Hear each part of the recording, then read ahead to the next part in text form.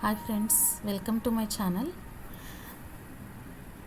ఈరోజు నేను చెప్పబోయే రెసిపీ చౌచౌ అండి. ఇది మనకు దొరుకుతుందో లేదో తెలియదండి. ఇక్కడ చెన్నైలో మాత్రం దొరికిద్ది.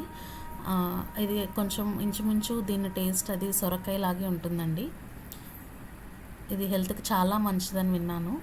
సో ఈరోజు ఈ చౌచౌ కర్రీ ఎలా చేసుకోవాలో చూసేద్దాం రండి. దీనికోసం నేను ఒక చౌచౌ తీసుకున్నాను, పెద్ద సైజు. ఇది ఇద్దరికి కరెక్ట్గా సరిపోతుందండి.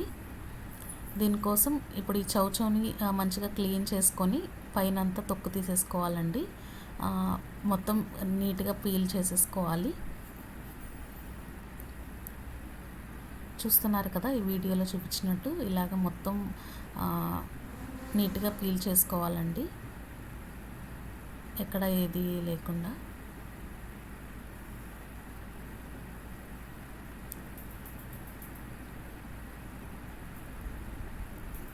దీనికోసం నేను ఈ పెద్ద ఒక బిగ్ సైజ్ చౌచౌతో పాటు ఒక 3 టమాటాలు, ఒక 3 to 4 ఆనియన్స్ అయితే తీసుకున్నానండి.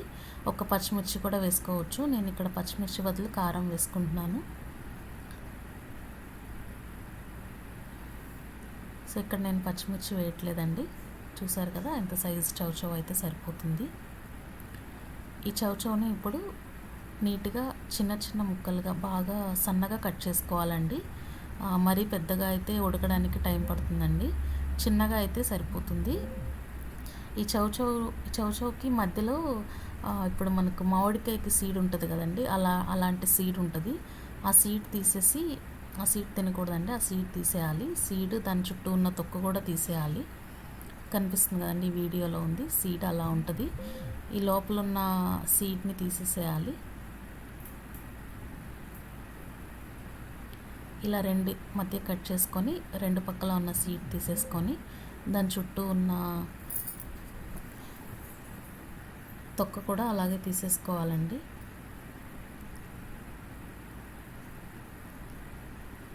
ఇలా తీసుకొని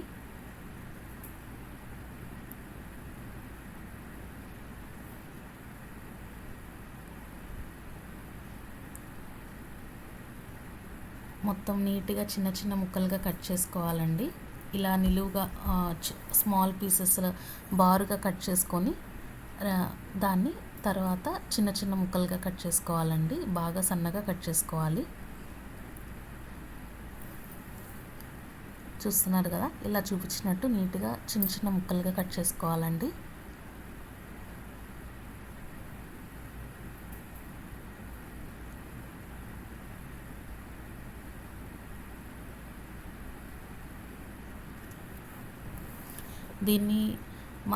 ఇది మన సైడ్ దొరుకుతుందో లేదో మీకు తెలిస్తే కమెంట్ చేయండి. నాకైతే తెలియదండి, ఇది నాకు తెలిసి మన దగ్గర దొరకదని అనుకుంటున్నాను. కాకపోతే కొన్ని చోట్ల దొరకచ్చు, అన్ని ప్లేసెస్లో దొరకకపోయినా.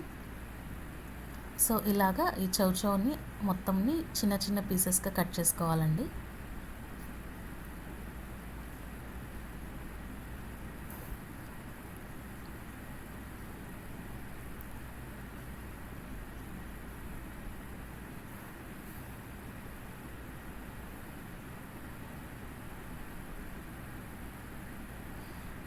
ఇది కూడా అన్ని కర్రీస్ లాగే సింపుల్గా ఉంటుందండి. పెద్ద ప్రాసెస్ ఏం లేదు, పెద్ద ఇంగ్రీడియంట్స్ కూడా లేదు.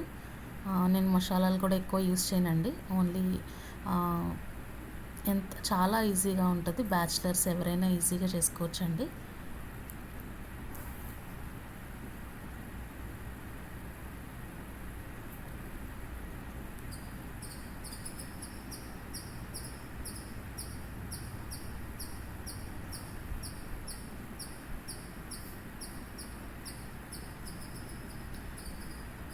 ఇప్పుడు ఈ చౌచౌని కట్ చేసుకోవడం అయిపోయింది కదండి.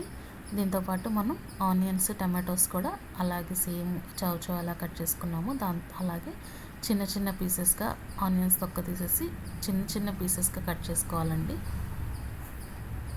చిన్నవి కట్ చేసుకుంటే తొందరగా ఉడికిపోతుందండి, లేదంటే కొంచెం టైం పడుతుంది.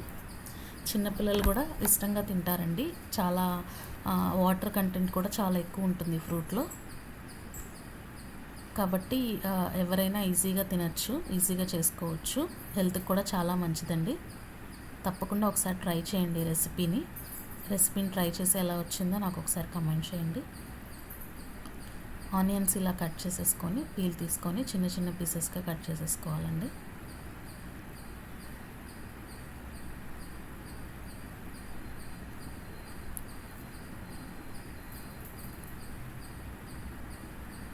చూసారు కదండి, ఇలా ఉంటుంది.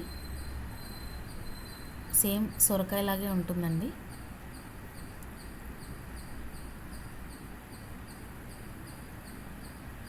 ఇలాగా ఆనియన్స్, టమాటోస్ అన్నీ కట్ చేసేసుకొని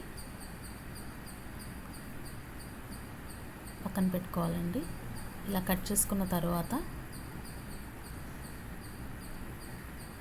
స్టవ్ మీద ఒక గిన్నె పెట్టుకొని దాంట్లో ఆయిల్ వేసుకొని, ఒక 1 స్పూన్ సరిపోతుందండి, ఆయిల్ ఎక్కువ పట్టదు దీంట్లో.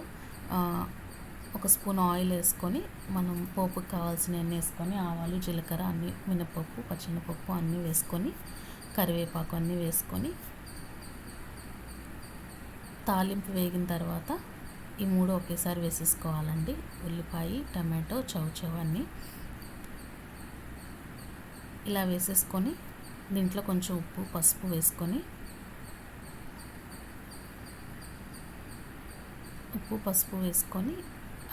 కొంచెం సేపు మూత పెట్టుకొని మగ్గించుకోవాలండి.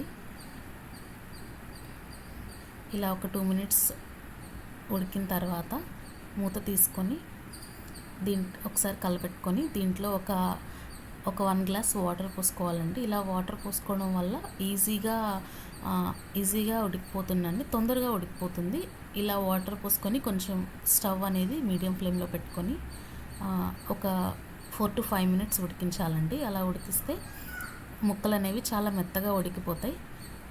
ఇలా ఉడికిన తర్వాత వాటర్ మొత్తం ఇంకిపోయిన తర్వాత కొంచెం మీ టేస్ట్కి తగ్గట్టు ఉప్పు, కారం అడ్జస్ట్ చేసుకొని టేస్ట్ చూసుకొని దించేసుకోవడం, స్టవ్ ఆఫ్ చేసుకోవడం అండి. అంతే, ఎంతో టేస్టీగా ఉండే చౌచౌ కర్రీ రెడీ అయిపోయిందండి. ఒకసారి ట్రై చేసి మీరు కూడా ఎలా ఉందో చెప్పండి.